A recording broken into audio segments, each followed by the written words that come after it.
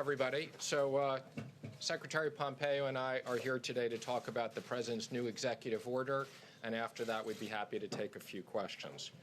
So today the President signed a new executive order which underscores his decisive leadership in fighting global terrorism. This administration has intensified our counterterrorism sanctions effort. We've designated more than 230 individuals and entities in 2018, the most designation of any year in the last 15 years. The new executive order, modernizing sanctions to combat terrorism, which was signed today, greatly enhances our ability to identify, sanction, and deter perpetrators of terrorism worldwide.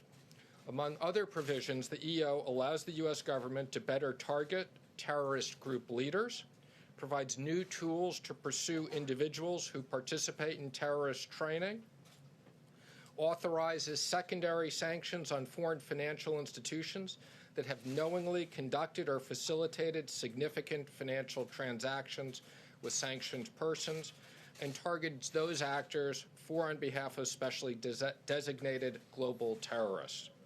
Utilizing this new executive order, today Treasury sanctioned over 24 individuals and entities from 11 terrorist groups.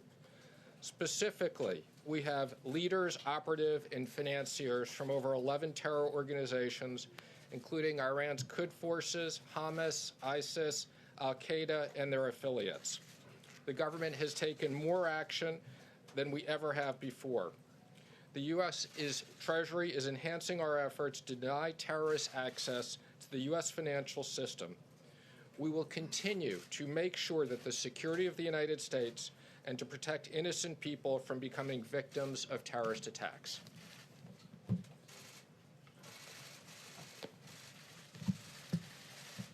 Thank you, Stephen. Today's executive order marks the most significant update to counterterrorism sanctions authorities since September of 2001. It significantly expands authorities to target terrorists and those who finance their activities. Specifically, today's action amends Executive Order 13224 by adding clauses that allow the Departments of State and Treasury to first directly target leaders of terrorist groups and their associated entities without having to tie terrorist leaders to specific acts. Second, it more effectively and efficiently targets individuals and entities who participate in terrorist training, and provides new authorities to impose sanctions on foreign financial institutions that knowingly do business with terrorists. The Trump administration has already used existing sanctions authorities more aggressively than any administration before us, and now we're immediately putting these new authorities to good use, as Secretary Mnuchin said. Today, the Department of State announces the designation of 12 terrorist leaders. They include Isis Wali of Iraq and former Emir of Improvised Explosive Devices, 4 senior members of Hezbollah's Jihad Council, and leaders from Hamas, Palestinian Islamic Jihad, ISIS Philippines, ISIS West Africa, and TTP in Pakistan. Further, we're announcing the designation of Hurus al-Din, an al-Qaeda-affiliated jihadist group in Syria, as a specially designated global terrorist entity. As these actions show, today's executive order by President Trump adds further muscle to U.S. counterterrorism efforts. It will help us to ensure that the deadly attacks of September 11th that occurred 18 years ago this week are never repeated on American soil. Never. At this time, Secretary Mnuchin and I are happy to take a couple questions on this topic. Yes, sir. Did John Bolton get fired, or did he quit, and did he leave the White House because he disagreed with you in particular over talks with the Taliban? So last night, the President asked for Ambassador Bolton's resignation. As I understand it, it was received this morning. Was it because of a disagreement? Go ahead. Yes, ma'am, in the back. Go ahead, Terry. Was it because of this disagreement? I'll leave to the President to talk about the reasons he made the decision. But I would say this.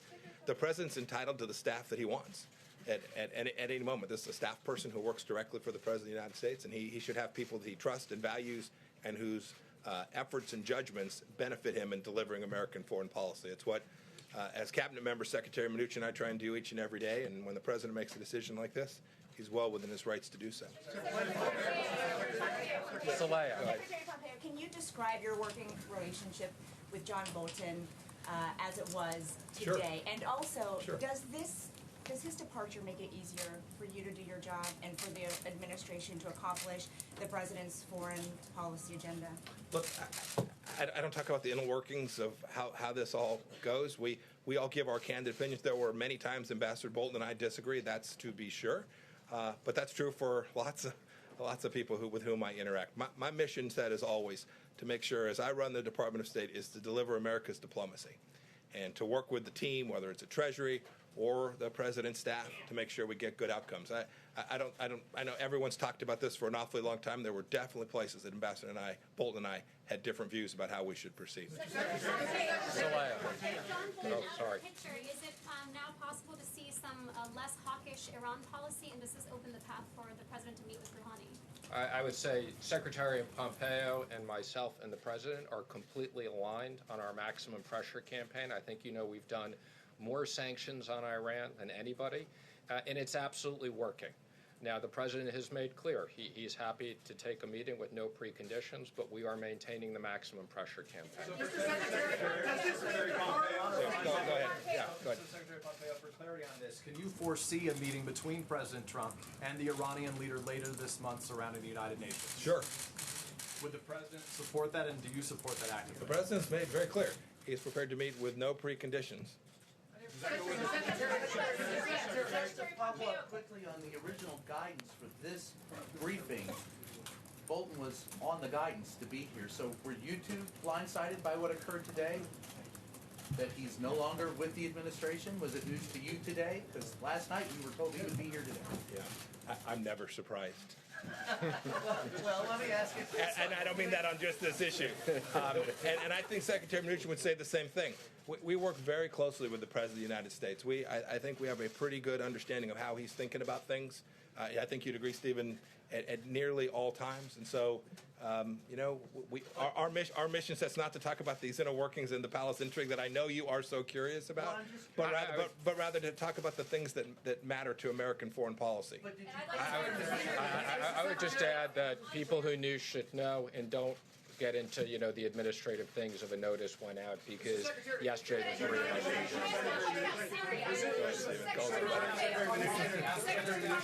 Thank you very much. I appreciate it. Secretary Pompeo, question about Syria. We reported on Syria and the refugee camps last night.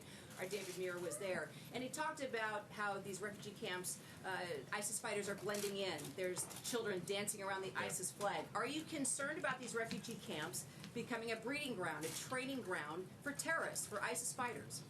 So there's a long history of just exactly what you're describing, camps in Iraq, camps other places where prisoners were detained, and extremist elements breeding in those places. But we've been working diligently on this. We have conducted enormous operations against ISIS even after the fall of the caliphate, as recently as the last handful of days. We are very focused on this. The success that we had moving down the Euphrates River Valley that our Department of Defense led with the SDF forces was truly remarkable. We will not take our eye off the ball, ensuring that whether it's ISIS or other radical Islamic extremist groups continue to be under pressure from the United States of America. And that would, just to close it out, and that would include in these camps that you're referring to. Yes, go ahead. The White House says that National Security Advisor Bolton's foreign policy was not aligned with the president's philosophy. How was it out of alignment? Well, I'll leave that to the White House to talk about. Other than to say, I think President Trump, I've watched his campaign. I've now worked with him first as CIA director and now as Secretary of State. Someone asked, would the policy be different absent any individual being here? These have been the president's policies.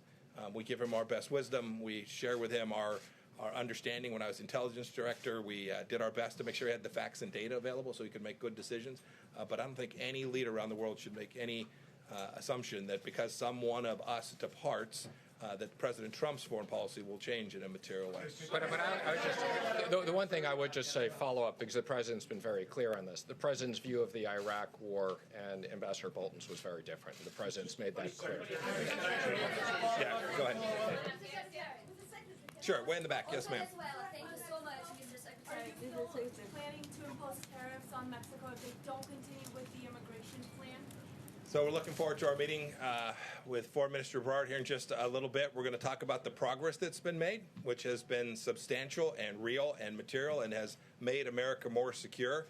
But at the same time, we know there's still work to do, and we're going to talk about how best we can jointly deliver that. We are deeply appreciative of what the President of Mexico and the Foreign Minister have done to increase the capacity to deter migration into the United States. And you can see the numbers have improved substantially. But we also know, A, it needs to be sustained, and B, we've still got real work to do. Go ahead, Stephen. Yeah. Yes. Yes. On Venezuela, we know that Ambassador Bolton was trying to keep up the pressure in Venezuela in the picture, and we know that Ambassador Bolton and President Trump disagree on many things regarding to Venezuela. What can we expect now with the departure of Ambassador Bolton? I think, the Treasury Department and the State Department have been incredibly active on sanctions. Everything we do is in consultation with the State Department. Again, we have a massive sanctions program that's working. But I would just add, we are concerned about the people there and what's going on in the humanitarian crisis, and I know the Secretary has worked with their neighbors extensively. Is this national security team a mess? Absolutely not. That's the most ridiculous question I've ever heard of. Well, you had three national security advisors in 3 years. Let me just say, the national security team, which is what you asked, consists of the national security advisor, the Secretary of Defense, the Secretary of State, myself, the Chief of Staff, and many others. Can you disagree with the president? Of course. Yeah. I'm sorry. It says, well, we'll take one more. Yes, ma'am, in the red. Yes. Sir, there were reports this week that the CIA had to pull a top Russian asset out because of concerns that his identity could be exposed. Under which administration was this source burned, and is there currently an investigation into how his identity got leaked to the media? Yeah, I've seen that reporting. The reporting is materially inaccurate. And you should know, as the former CIA director, I don't talk about things like this very often. It is only the occasions when there's something that I think puts people at risk, or the reporting is so egregious as to create enormous risk to the United States of America, that I even comment in the way that I just did. And I won't say anything more about it. I know the CIA put out a statement. Suffice to say that the reporting there is factually wrong. Thank you, everybody. What about the United Nations General Assembly? Was the president aware of it? Does Bolton's departure make UN General Assembly harder or easier? God almighty.